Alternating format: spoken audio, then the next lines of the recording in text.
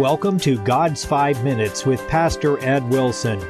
Reach him at gods5minutes@gmail.com. Now, here's Ed Wilson with God's 5 Minutes. Hello, friends. The first verses of the 84th Psalm read, "How amiable are thy tabernacles, O Lord of hosts! My soul longeth, yea, even fainteth for the courts of the Lord. My heart and my flesh crieth out for the living God. Yea, the sparrow hath found an house, and the swallow a nest for herself, where she may lay her young, even thine altars, O Lord of hosts, my King and my God." How bitter is the cup this long ago believer finds is his to drink, as he expresses words of greatest sorrow in this psalm. No one knows who wrote it, but its passion has transcended the ages, for it expresses a yearning deeply embedded in the heart of every child of God. What may have been the occasion that caused the author to no longer be able to attend the regular worship services held at the tabernacle, where the Lord had made his home, we know not. But surely we can feel the terrific longing found in this psalm. Sparrows and swallows, tiny little feather balls having neither souls nor reasoning capabilities, can flit in and out of Jerusalem's great temple undisturbed, with no concern or direct interest in what was happening below them, while I, who love being there dearly, cannot hear a single psalm being sung there, hear one discourse from the priest, even catch the fragrance of the sacred incense that is always wafting upwards from the altar. Pathetic as is the old psalmist's complaint, it sounds a still deeper note to us, awakening echoes in our hearts. Remember the man who came to Jesus boldly, pledging, "Master, I'll follow thee whithersoever thou goest"?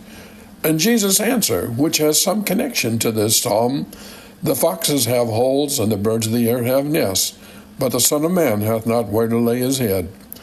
The first meaning of Jesus' words points to the fact that the hand that created the earth owned not one lodging place in it, and lived the life of a homeless wanderer.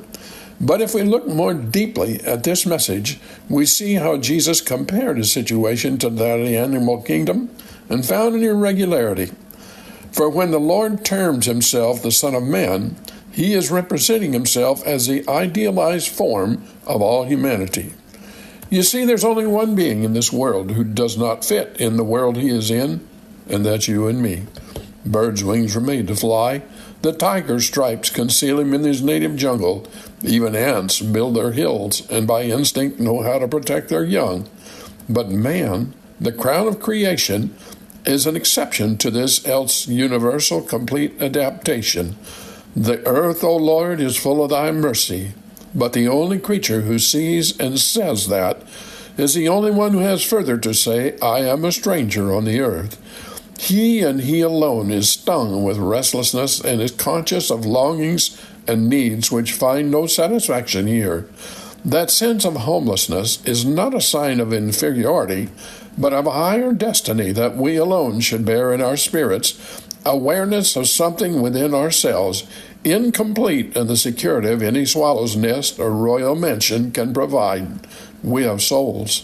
The Son of Man hath not where to lay his head. Why must he of all creation wander homeless on earth's bleak landscape, while sparrows and swallows have homes? Because he is a man, and better than many sparrows.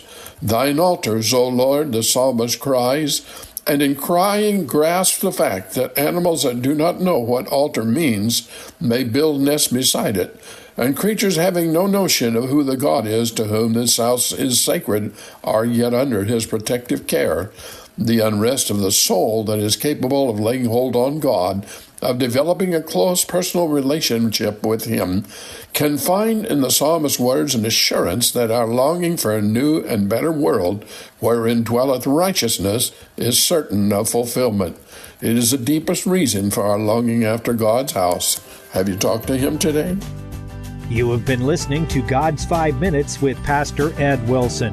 Reach him by email at godsfiveminutes@gmail.com. Tune in next time to hear more encouraging thoughts from God's Word on God's 5 Minutes with Pastor Ed Wilson.